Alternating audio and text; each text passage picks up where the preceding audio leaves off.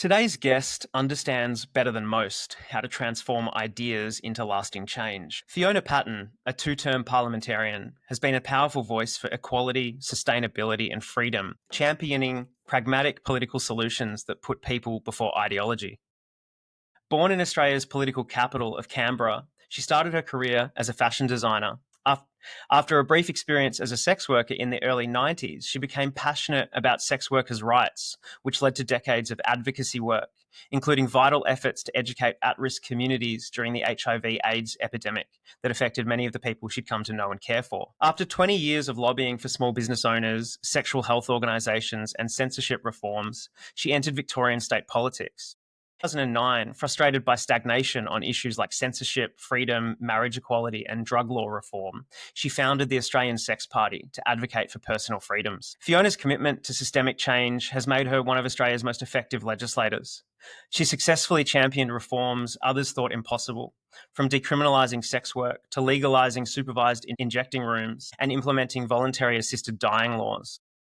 Having recently overcome her third battle with cancer, during which she became a medical cannabis patient, Fiona is now entering federal politics as the lead Senate candidate for Legalise Cannabis Australia.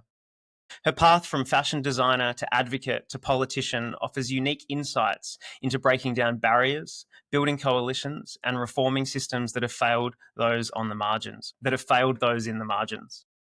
These insights are crucial today as rising authoritarianism, oligarchy, and corruption threaten our society's foundations, with wealth and power increasingly concentrated among the few, and governments being weaponized against their own citizens. We need to hear from those with experience fighting back. We'll explore Fiona's remarkable journey, what she's learned about creating change, and her vision for an inclusive future. Fiona, welcome to Chasing Financial Equality. Thanks very much, Kane. I'm really delighted to be here. What initially inspired you to step into the political arena, especially as someone who is committed to social reform? You know, I think it's something that most people will feel commonality with. It was frustration. I could see the community and community attitudes going in one direction, but our governments and our politicians going in the other. And it just seemed that they weren't listening to the evidence and they weren't listening to the community. So, yes, it was that ongoing frustration that finally caused us to throw a hat in the ring. In your autobiography, Sex, Drugs and the Electoral Roll, you recount a pretty remarkable journey, one that included an unplanned entry into sex work. Can you tell us about that? Can you tell us that story? Also, tell us why you're so committed to sharing your authentic self in the public domain. Look, I think answering that second question first, I think there's a great freedom of having your closet door open and, you know, rather than being fearful of those skeletons. And look, that's sometimes not an easy thing to do because you are worried about the judgment and you do get judgment, but you sleep better at night because you're not worried that someone is going to expose you. And for me, that was just a simple way. And I'm a very bad liar, which should have actually probably knocked me out of politics anyway. But yeah, so, you know, as you mentioned, I'd been advocating around sex worker rights and I also used to do outreach. So I used to, late in the evenings, used to go around to all the brothels in Canberra with giant garbage bags full of condoms and lube and a whole bunch of information around safer sex and the rest of it. Anyway, one night I went up to one of the brothels and they had a client, but they didn't have a worker, and he was waiting there. And so, you know, being my helpful self, I just said, "Oh well, I'll do it," and that was how I jumped the counter. And you know, it was remarkably easy.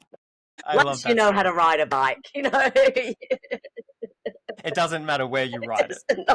And the cash was a nice bonus. But that always helps. There's currently another member of the Victorian Parliament who is really open about her former sex work. I've long been a supporter of Georgie Purcell, which has meant following along while she shares the onslaught of sexist, misogynistic bile that is levelled at her every day by men on the internet who would see her value as a human and member of Parliament diminished simply because she isn't ashamed of her former life. I want to ask two questions on this topic. The first is, did you receive the same level of hate and projected insecurity from men when you were in office? And then second, was there a difference between the type of behaviour you saw from the public and your colleagues? I think it's interesting, and I'm great friends with Georgie Purcell, and we stay in touch and we talk about these issues a lot together, and we share our experiences. I certainly put up with my fair share of misogyny and really insulting and vilifying comments on online and offline and threats and the like. It might be because I'm a little bit older that has meant that people have not been as vicious as they have been with Georgie. I don't know. It's an interesting thing you ask about my colleagues. When I was back first lobbying back in the 90s and would go into parliaments and would be talking about censorship or sex work and would be meeting largely male politicians in the 90s. And one of the most common comments that I used to get was, "But you seem so nice." Like they were somehow expected me to come in, dressed in leather and latex and, and being this, devil incarnate. They couldn't understand that I was just a regular person who was advocating for issues that were important to the community as a whole. So, but then when I was elected into Parliament and in my maiden speech, I said, I may be the first sex worker to stand in this place, but thousands of clients have come before me. I didn't notice because I was really nervous, but the attendants were saying that a lot of the men just started looking at their feet. There was quite a bit of blushing going on in the room.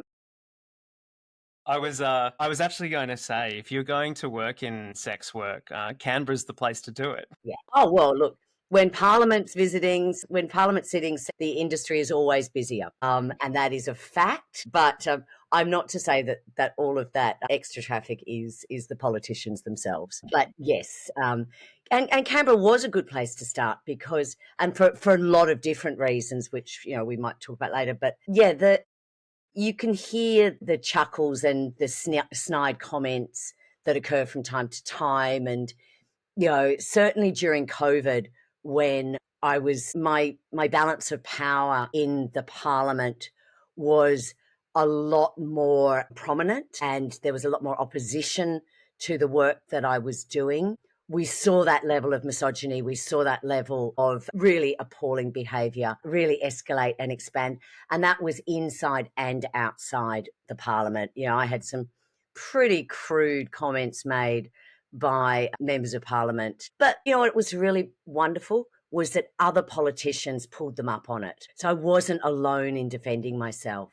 I think that's probably something that has changed, that people felt strong enough to actually defend me. If I think back to some of the comments that Julie Bishop made around sort of circa 2017 around the boys club that exists in Canberra, I have a psych background and a healthcare background, so everything I sort of do through that lens, and I can't help but wonder if your openness about your sex work in a way made you less of a threat to men who often get quite uncomfortable about the secrets in their lives. It's almost maybe there was an element of you knew part of how men really behave and that made you more like them than maybe different.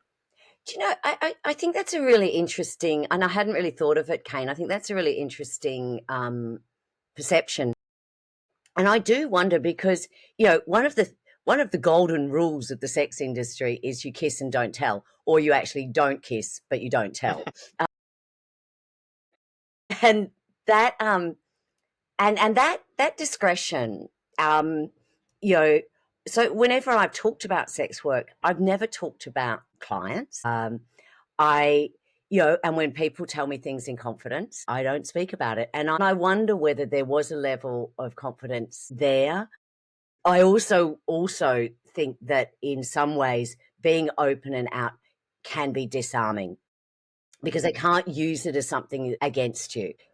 If you're out and, proud of who you are, it's really hard for people to bring you down for those very reasons. They can find other reasons to try and bring you down, but they can't they can't really weaponize that in the same way as they could if I was more discreet about it and if I, didn't speak about it. You've spoken quite openly about your experiences with cancer and how medicinal cannabis helped you.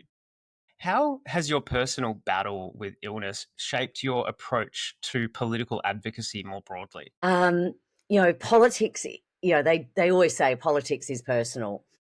But when you're in the health system and so reliant on the health system, you really come to appreciate it at a level that you probably don't when you're just looking from the outside. It really made me realise some of the things that we do need to change in our health system. I'm very lucky. I think you and I, we live in Melbourne, and I think we have excellent healthcare, despite what the newspapers might tell us. We actually have excellent healthcare, and if you were going to get sick somewhere, Melbourne is a very good place to do it. For me, it reconfirmed a lot of my attitudes to, rather than paying for ambulances at the bottom of the cliff, we should be building fences at the top of the cliff. So really, prevention, early diagnosis are keys. And for me, I was quite lucky that I had relatively early diagnoses for all of the cancer that I experienced. I ended up taking a bit of a break after all of that because I hadn't realised, because I was just didn't stop. And I got my first diagnosis in August 22. The election was in November 22. I had my kidney out in September 22. Was back on the hustings 14 days later, and the Monday after the election started chemo. And then when I stopped chemo in March, got diagnosed with another cancer, and then another one in later 2023. So I just wasn't. I probably just didn't slow down and think about it. And I think now, certainly running for the Senate this time, I feel more purposeful. I feel like I've learned a lot, but I've also had a bit of time for a bit of self-reflection. I in some ways, the positives of it were that it slowed me down last year.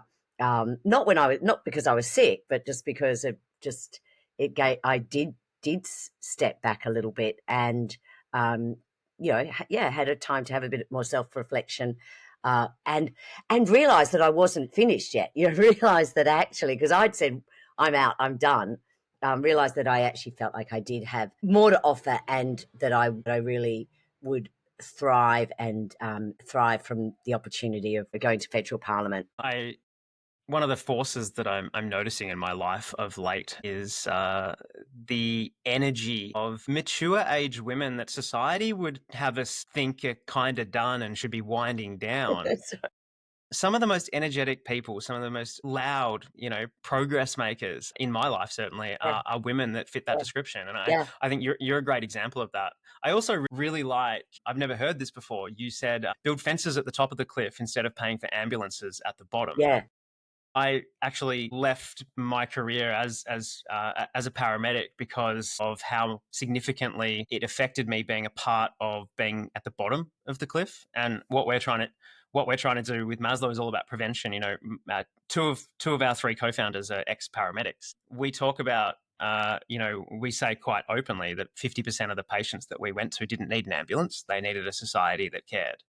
And that's where we come from when it comes to economic justice and systems change. So that really speaks to me. Yeah, and it's true, and it's not only the most compassionate way for us to act as a society and as a government, but financially, it is also a far better way to treat. I mean, I think about the medicinal cannabis during my chemotherapy. Now, you go on. I was lucky with my chemotherapy. It wasn't the worst. I mean, I've seen friends and colleagues go through really horrendous chemotherapy treatment. Mine was probably relatively mild in comparison, but still, I felt nauseous. I'd then be given a drug that stopped me from feeling nauseous, which would constipate me. I'd then be given something to stop with the fatigue. So it was like a cortisone shot that would then mean that I couldn't sleep. And, medicinal cannabis helped with the nausea. So I didn't have to take the nausea medication that constipated me, because then I was actually having to take medication to stop the constipation. So the medicinal cannabis did that, but also helped me sleep. And just, I wasn't feeling great, but so it just alleviated that sort of that sort of malaise that you get from when you're not well from something as poisonous as chemotherapy. Now, I wish that more patients and I wish that more doctors, particularly in that cancer space, would be exploring the benefits of medicinal cannabis for their patients. It's such a mild product that affects the endocannabinoid system in your body. So it's a very natural reaction rather than steroids and some of the other much harsher drugs that patients are prescribed. I've had a very interesting journey with drugs. I came out of my teens and into my early 20s as someone who was just adamantly opposed to all kinds of recreational, or let's call it alternative drugs, right? Yeah. I didn't drink until I was 21. I was a real late bloomer. And so I've always had quite an interest in drugs. And I guess society, I think teaches us to be afraid of these things rather than to safely experiment. I've also got someone in my life now who is just quintessentially opposed to drugs, the kind of person that would, second guess about taking a paracetamol if they didn't need to. Yeah. And they've had a life-changing experience with the benefits of using cannabis in a medical setting to deal with some mental health issues and with some PTSD, manifestations. And so I think, I think we need to start looking at the evidence behind what's going on and real solutions that are, free from the stigma of I guess, what some politicians would want us to think about. And I think we should remember also that cannabis came into our society as a medicine, and that was thousands and thousands of years ago. The Chinese medicine books have cannabis in it. Queen Victoria was using cannabis to help with period pains and pregnancy. So cannabis has always been a medicine, and then yes, it can give you a nice effect, which is a pleasurable. It can have a pleasurable effect on you. So people are using it just to relax, or to have a nice time, or like me, sometimes just to do the vacuuming. But we have to remember that we first explored cannabis in our society as a medicine, and this sort of this this real pushback on it as a medicine is ignoring the evidence. And I'm so pleased to hear about your friend with PTSD, because we know that a lot of first responders in particular experience PTSD, but also that cannabis can be a much milder treatment than some of the benzodiazepines or the other narcotics drugs that are being prescribed. Moving back to your journey from an advocate to an elected official, you've had a really unique vantage point of both the outside and the inside of the political system. What did you learn about the politics of change when you transitioned from advocate to parliamentarian? And is Parliament still the best place to drive change for the Australian people? It's not the best place. It's archaic, it's slow, but it is completely crucial to driving change. We can't do it without the parliaments. I think what probably surprised me about, going from being a lobbyist and an advocate on the outside to being a member of parliament on the inside is how little it changed my strategies. I was really just a lobbyist now, but with a seat in parliament. I had the mobile numbers of ministers, which, I never had when I was on the outside. But I took my job really as continuing that advocacy and building the evidence base, building the community support, putting forward a solution, and then advocating. And I guess my ability to advocate within the parliament, you've got to step up. You're inside the door, and quite often you're at the table. And the relationships. And now, I was never a transactional politician. However, I had balance of power for the whole 8 years that I was in parliament.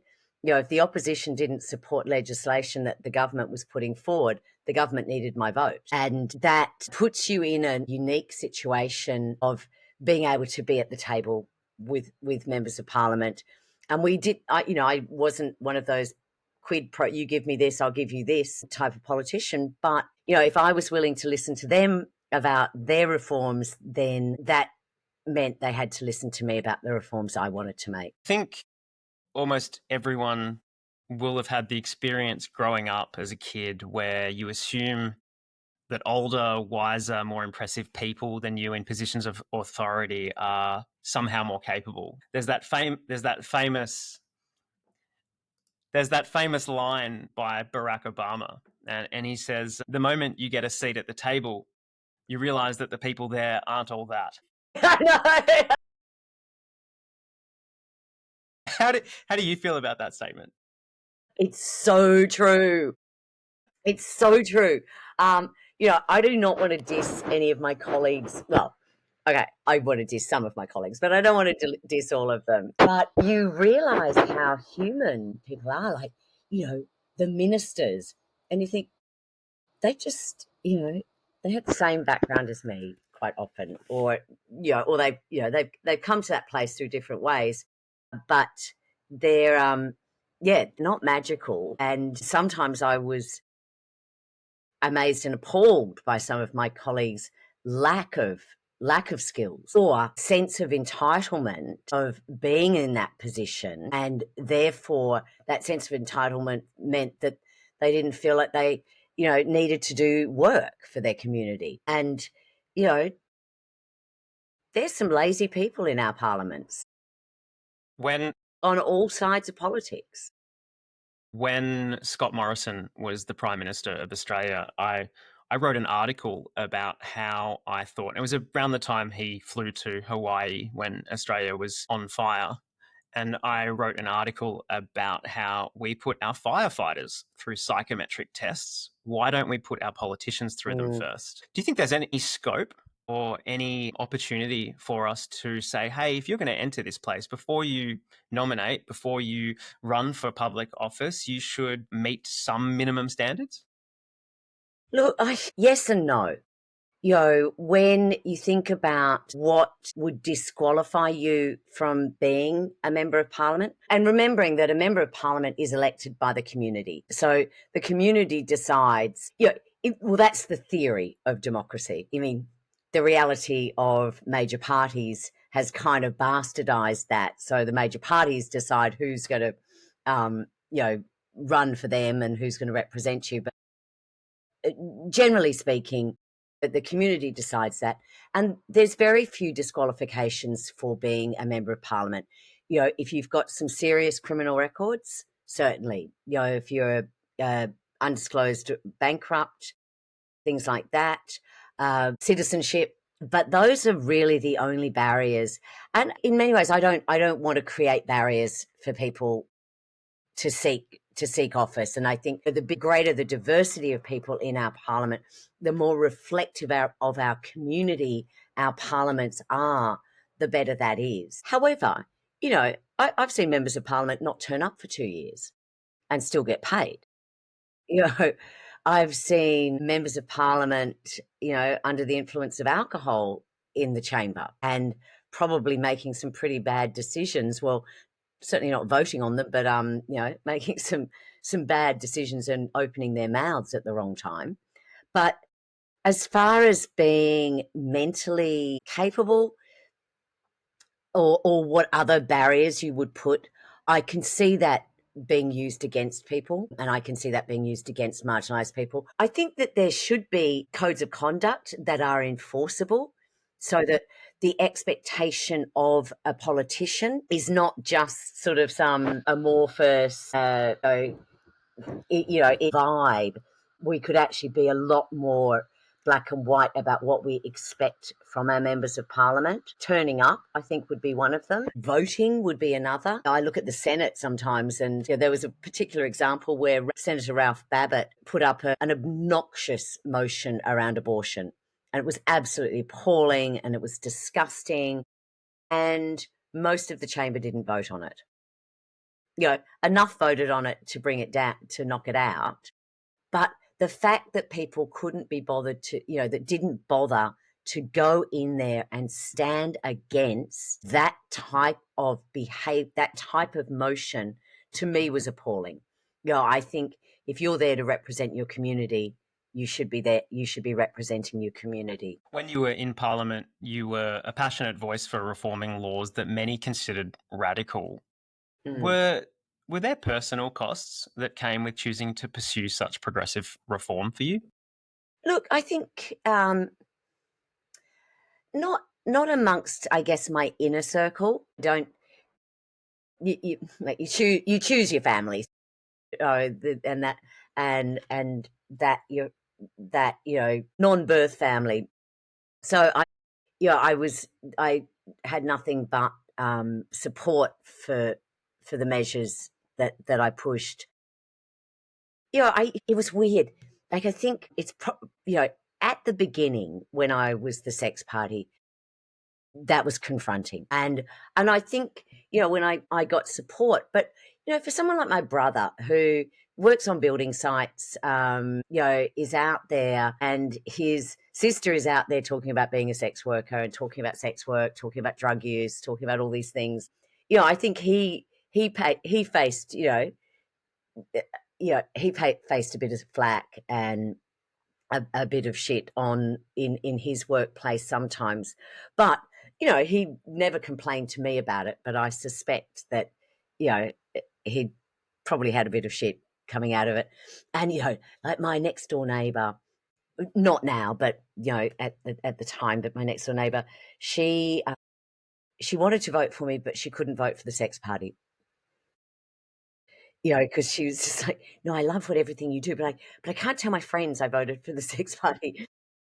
So I got a little bit of that, just that, naming the party the sex party was a little bit was a bit too out there for people. It was a bit too, people felt it was a bit too confronting, and they knew I was a reasonable person, but they didn't feel like the banner I was campaigning under projected that.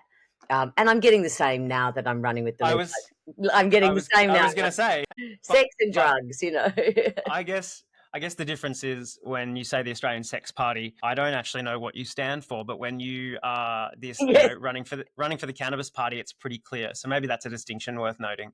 Yeah, that's right. Wearing a bright yellow T-shirt with sex emblazoned across your chest at train stations at 7:00 in the morning, it does surprise people, and sometimes their reactions to that are not great. Having seen policies shift from being viewed as radical to being embraced by the mainstream, what are some of the lessons you've learned about making big ideas more palatable for the broader? It takes time. But what I do know is that the community is almost always more progressive than the governments that they elect. When we look at voluntary assisted dying, there was clear support for it in the community, absolutely clear. So you've got to build that voice, and you've got to present that argument. And for politicians, unfortunately, the 80% that support assisted dying, well and good. It's the 4% that don't. It's the 4% that vehemently oppose it. They're the ones that politicians worry about, because they worry. And I heard it a lot when I was campaigning for sex work reform or censorship reform, and I'd speak to politicians and they'd say, Fiona, I totally agree with what you're saying. The law is wrong. It should be changed.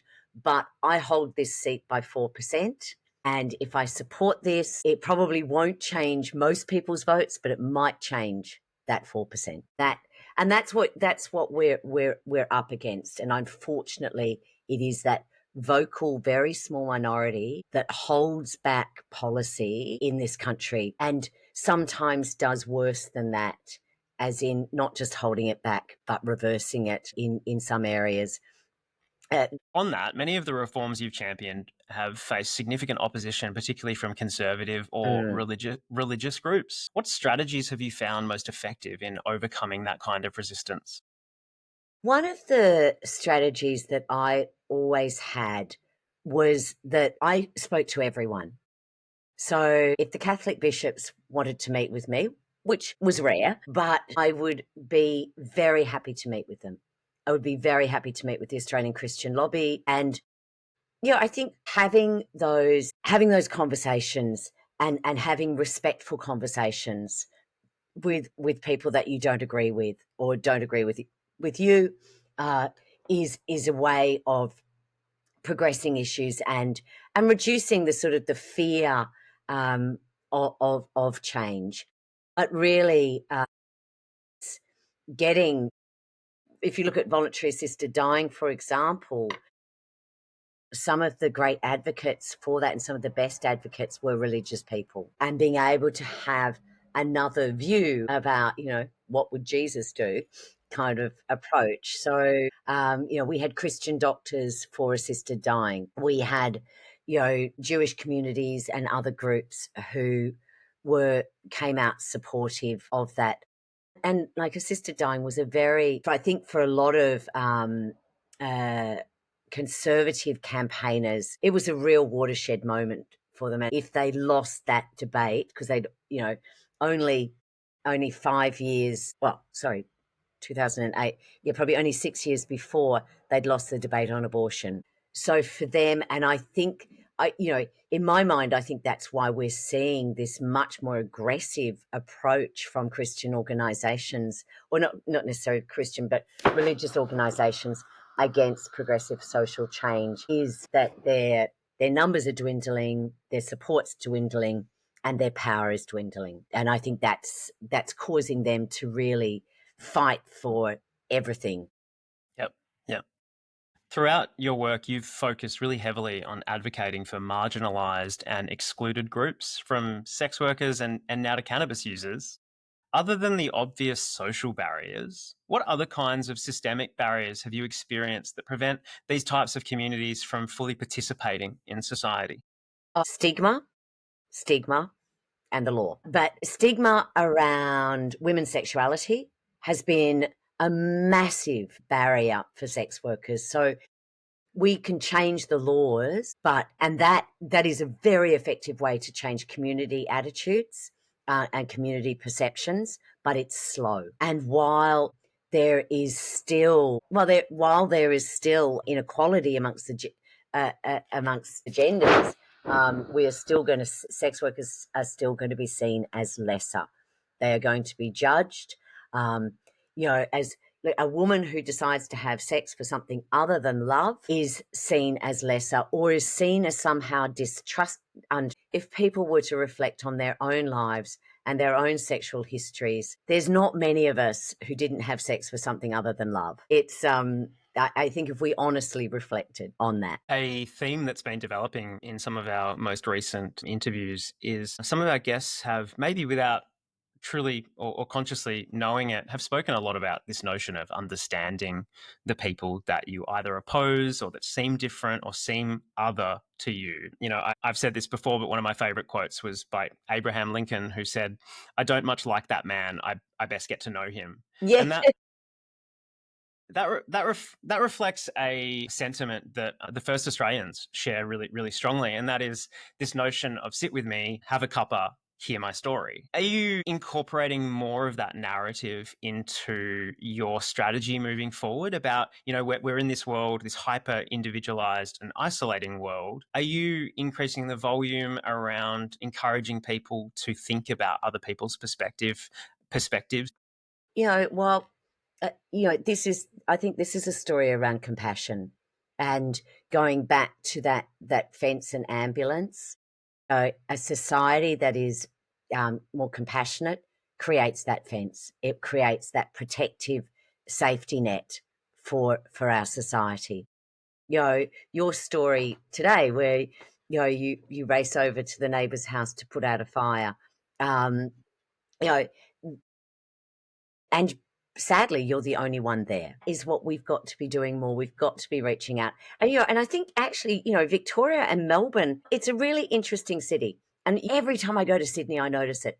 If I'm walking down the street in Melbourne, I make eye contact with people. I we smile at people. If you're sitting on a tram, you'll often strike up just some sort of chat with the person next to you, or you're standing in a queue. You don't see that in Sydney. You know, people don't look at you, they look at the ground. People are more defensive or wary of others. That's really sad, because when you do speak to others, you lose a lot of that fear for a start. I find it in North Richmond. We get a lot of complaints about drug affected people or people with mental health issues. You know, sometimes it doesn't work, but a smile goes a long way, and that person's just as scared of you. And, you know, a smile or a g'day generally elicits the same back. I do a bit of work with St Vincent de Paul's soup van, and our response to the commencement of aggression is to be kind. And there's a limit, as you said, it doesn't always work, but 95% of the time, if someone's upset or having a bad day or a bad experience, and you go, hey, tell me about it, and all of a sudden, oh, okay. That's right. And I think that's really important. You know, we are a product of this environment that we live in, where people are just things on the internet now than they are more than people we share this. Look, I started. I've called, and I'm really pleased to see that. And it's not me, but the momentum has grown. But I made some initial calls in the Parliament around loneliness and social isolation. And I had seen, and I had gone to England and met with not the first minister, but the second minister for loneliness over there, and their whole of government approach to loneliness, which was, it was around, it was, we could have a whole conversation about what the UK did there, but we pushed for loneliness. And I think now we are seeing it being campaigned. I mean, there's barely a day goes by where people don't talk about the health impacts and the social impacts of loneliness and social isolation. And and technology has played a really significant part in that,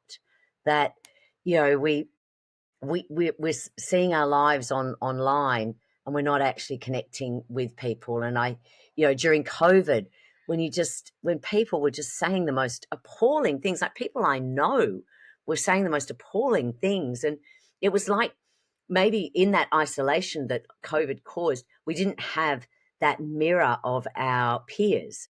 So, if you'd said something like that down at the pub or at the local, at your local footy game, the people around you would have said, "Oh, take your hand off it, mate," or just like, "Come off it."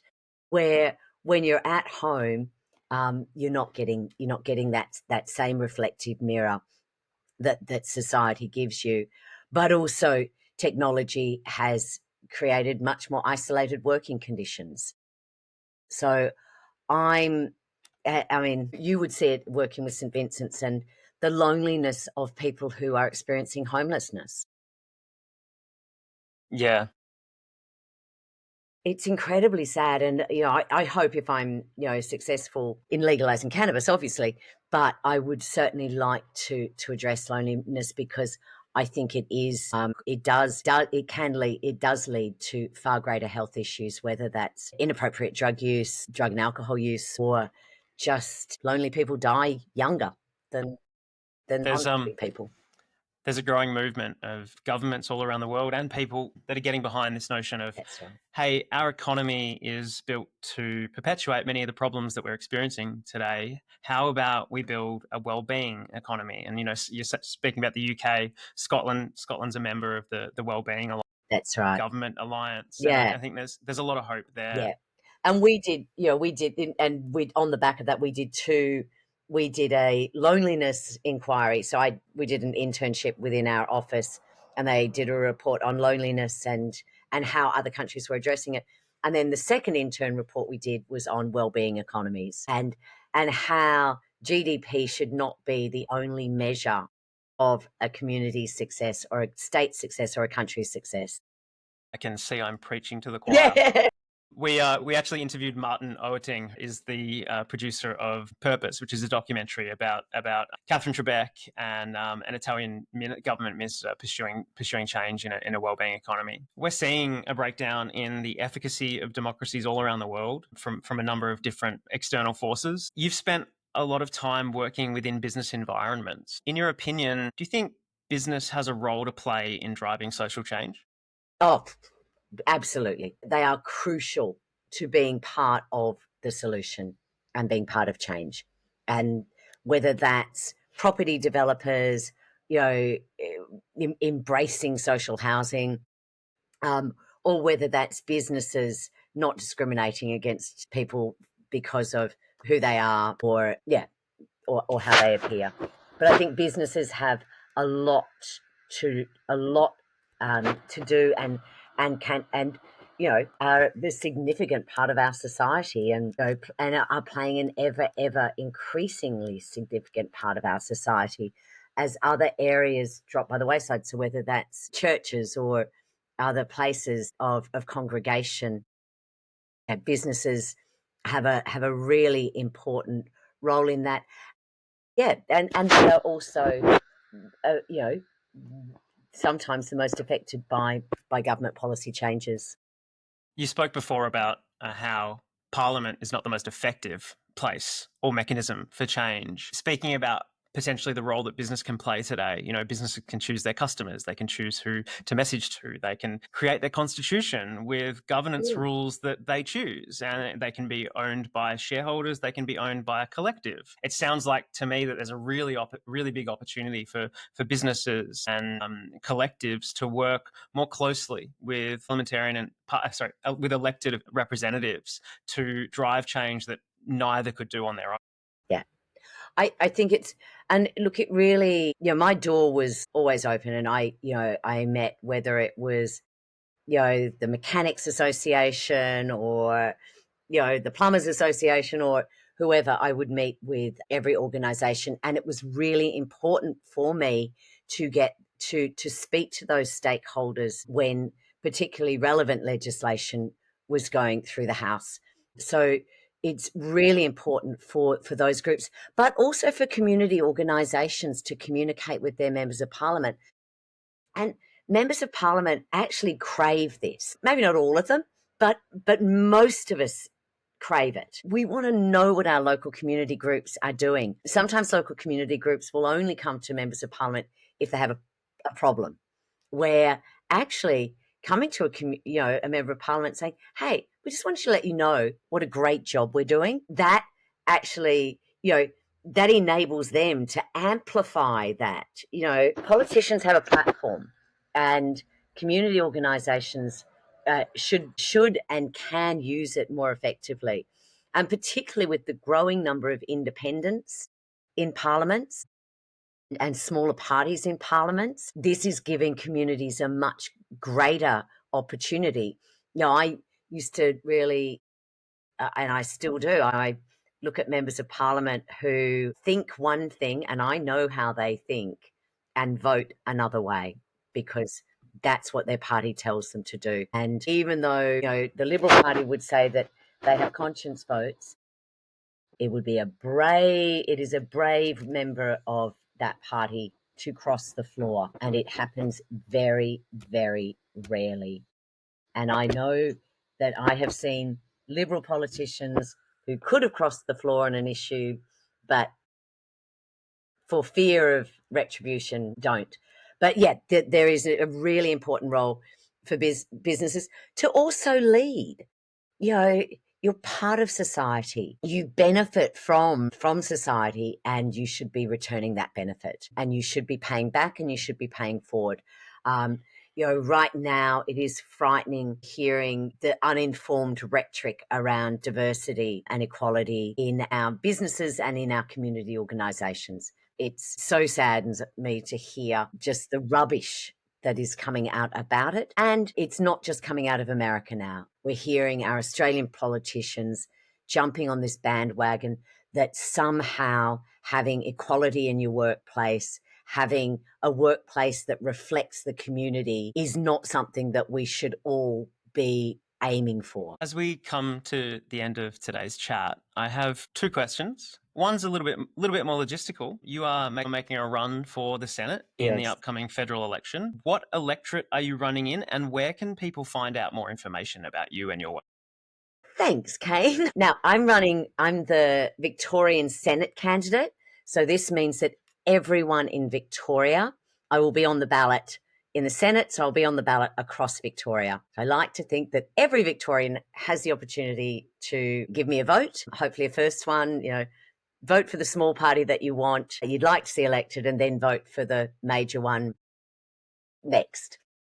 But yeah, so you can vote for me. So I'll be, as I say, on the Victorian Senate ballot. So we'll be running across Victoria, and I've got a website, fionapatten.com.au, or the Legalise Cannabis website. But certainly my website is gearing up to be a website to provide lots of information around the upcoming campaign. And we like to end with the same question for every interview. Some people love, some people hate this question. So I thought I'll forewarn you. If you could change one thing in the world that you think would have the most positive social impact, what would it be? See, I love that you gave me no forewarning really about this question. Any of the listeners, this is not a question that was in any of the prep for this podcast. If I could change one thing in the world, this is a left of field thing, but it was the thing that immediately came to my mind. I would like to see compulsory voting across the world. I actually think that, as citizens, we have that right to vote, but I see it as a responsibility. And I used to say that at citizenship ceremonies that I used to attend constantly, that this was such an important thing, that the right to participate in our democratic process is also a responsibility to be part of that.